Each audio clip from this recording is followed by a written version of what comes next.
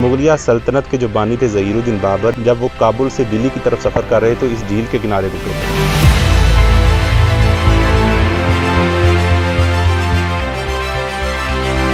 یہاں ایک پھل ہے جس کے باغات کثرت سے موجود ہیں، وہ ہے لوکاٹ۔ محمد صفدر بھائی کافی دیر سے مر لیے اس درخت کے اوپر چڑھے ہوئے تھے، ابھی وہ نیچے اتر رہے ہیں، دیکھتے ہیں کیا مار کا سر کر کے آئے ہیں۔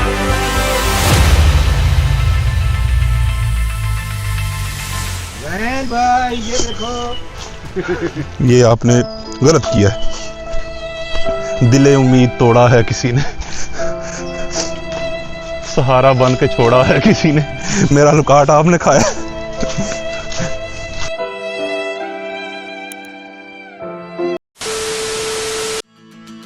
کہیں پہاڑوں کے دامن میں چھپی ایک وادی ہے جو اپنی خوبصورتی سے دل چرا لیتی ہے۔ جب بابر اپنی فوج کے ساتھ دہلی کی طرف بڑھ رہا تھا تو وہ کابل سے ہوتا ہوا پنجاب کے ان علاقوں میں داخل ہوا جنہیں آج ہم کلر کہار کہتے ہیں۔ یہ ہے بہت ہی خاص جگہ جو کلر کہار کے اندر موجود ہے، تخت بابری کے نام سے اس جگہ کو یاد کیا جاتا ہے۔ مغلیہ سلطنت کے جو بانی تھے ظہیر الدین بابر، جب وہ کابل سے دلی کی طرف سفر کر رہے تو اس جھیل کے کنارے رکے تھے، اور جب وہ اس جھیل کے کنارے رکے تھے تو اس تخت پر بیٹھ کر، جہاں ان کے لیے چٹانوں کو تراش کر تخت بنایا گیا تھا، اس تخت پہ بیٹھ کر انہوں نے اپنی فوج سے خطاب کیا تھا، اور یہ خطہ ان کو اس قدر پسند آیا تھا کہ ان کا یہ جملہ بعد میں ضرب المثل بن گیا کہ یہ خطہ مجھے کشمیر کا بچہ لگتا ہے، اور اس خطے کا ذکر انہوں نے اپنی کتاب تذکرہ بابری میں بھی کیا تھا۔ لکھتا ہے، کلر کہار میں قیام کے دوران ہم نے ایک نہایت خوشگوار باغ اور نہایت صاف پانی کی جھیل دیکھی۔ فضا دل کو بھا لینے والی تھی۔ یہاں کے موسم اور پانی نے دل پر ایسا اثر چھوڑا جیسے جنت کا کوئی گوشہ ہو۔ ویسے بندہ اس جگہ پہ کھڑے ہو کے خود کو شہنشاہ کم فیل نہیں کرتا۔ اگر تخت بابری کا رخ اس طرف ہے تو یقیناً ابھی تو یہاں مکان بہت سارے بن چکے ہیں، لیکن یقیناً ان کا رخ جو ہے وہ اس جھیل کی جانب ہی ہوگا، اور شاید اس زمانے میں یہ میدان ہو اور درخت وغیرہ اتنے زیادہ نہ ہو، اور لشکر کی قیام گاہ بھی یہی ہو، اور یہیں سے انہوں نے خطاب کیا ہو۔ کیونکہ یہاں پہ ایک اور فیکٹر بھی ہے کہ جب یہاں سے آواز آپ بلند آواز میں بات کرتے ہیں تو ارد گرد چھوٹی موٹی پہاڑیاں ہیں، ان کی وجہ سے شاید آپ کی آواز گونجتی بھی ہے، اور یہ بھی ایک فیکٹر ہو سکتا ہے کہ انہوں نے اس جگہ سے اپنی فوج کے ساتھ خطاب کیا تھا۔ جب میں اس تاریخی مقام پر کھڑا ہوا، میں نے اپنی آنکھوں سے وہی منظر دیکھا جسے شاید 500 سال پہلے بابر نے دیکھا ہوگا۔ ہوا کی ٹھنڈی سرگوشیاں، پہاڑوں کے درمیان جھیل کا خاموش پھیلاؤ، اور اس کے پیچھے سرسبز و شاداب وادیاں۔ وہاں ایک جھیل ہے، خاموش، پر اسرار اور لازوال، کلر کہار کی جھیل۔ نہ صرف ایک منظر، ایک مکمل احساس ہے۔ نمکین پانی سے بنی یہ جھیل صدیوں سے وقت کے سفر میں قائم ہے۔ پانی کی سطح پر جھلملاتی روشنی اور کناروں پر بکھرا سبزہ، جیسے قدرت نے خود اپنے ہاتھوں سے اسے تراشا ہو۔ ہر سال موسم سرما میں سائبیریا، وسطی ایشیا اور شمالی یورپ سے پرندے یہاں آ کر قیام کرتے ہیں۔ یہاں کی پرفضا ہوا، خاموشی اور قدرتی ماحول ان کے لیے ایک محفوظ پناہ گاہ ہے، اور میرے لیے ایک کیمرہ فریم میں قید ہونے والا خواب۔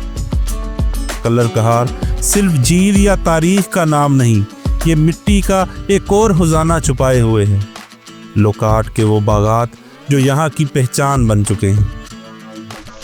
اچھا، کلر کہار ویسے تو اپنے بہت سارے مقامات کی وجہ سے مشہور ہے، لیکن اس کے علاوہ جو کلر کہار کی سوغات ہے، یہاں ایک پھل ہے جس کے باغات کثرت سے موجود ہیں، وہ ہے لوکاٹ۔ اور اس وقت ہم لوکاٹ کے ایک باغ میں موجود ہیں، اور یہ ہمارے دوست ہمارے لیے درخت سے تازہ لوکاٹ اتار رہے ہیں۔ یہاں کے پھل صرف ذائقے سے ممتاز نہیں بلکہ ان کی خوشبو بھی کچھ الگ ہے۔ یہ دیسی لوکاٹے نے جی، گل کھاد شاد بھی سانے سپرے نہیں، نیچرل بنے ہیں، مطلب آرگینک ہے بالکل۔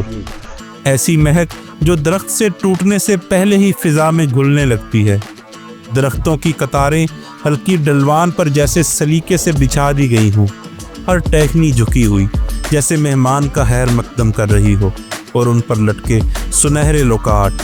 یہ ہمارے دوست محمد صفدر بھائی کافی دیر سے مر لیے اس درخت کے اوپر چڑھے ہوئے تھے، ابھی وہ نیچے اتر رہے ہیں، دیکھتے ہیں کیا مار کا سر کر کے آئے ہیں اور کیا لے کے ہیں، تو ابھی اتر رہے ہیں، دیکھتے ہیں۔ ماشاءاللہ ان کی جو ٹوکری ہے وہ تو میں بھری ہوئی لگ رہی ہے۔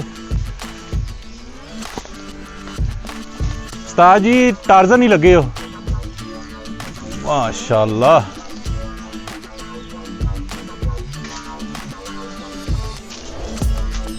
माशाल्लाह। तो ये जी हमारे सफदर भाई हैं, इन्होंने ये टोकरी भर के हमारे लिए लुकाट उतार लाए हैं।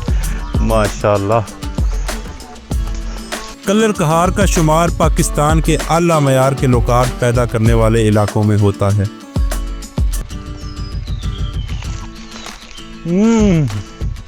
मिठा, शक्कर, चीनी, गुड़, जो दिल जे कर, शायद बहुत मीठा। खास तौर पर वो इलाके जो पहाड़ों के करीब हैं, वहाँ का दर्जा हरारत और हवा का नम होना लोकाट के रस को मजीद गहरा और शीरी बनाता है। कितने कितने भेज दो? ये सरगोदे भेजे हैं, तरगांग भेजे हैं, बलवाल, उस तो बाद चकवाल। बाज़ रिवायात के मुताबिक मुग़ल दौर में यहाँ के लोकाट शाही महलों तक भेजे जाते थे, क्योंकि उनका जायका आम नहीं बल्कि शहनशाहों के ज़ौक़ के काबिल समझा जाता था। यहाँ कलर कहार की मिट्टी में बसने वाली कहानियाँ, कुदरत के रंग और तारीख़ के किस्से आपके साथ बांटना एक ख्वाब की ताबीर है, और ये कहानियाँ आपके बगैर अधूरी हैं। अगर आप भी इन छुपी हुई दास्तानों को जानना चाहते हैं तो हमारा सफ़र जारी रखने के लिए सब्सक्राइब का बटन ज़रूर दबाएं। आएँ मिलकर हर मंज़र के पीछे छुपी कहानियों को तलाश करें।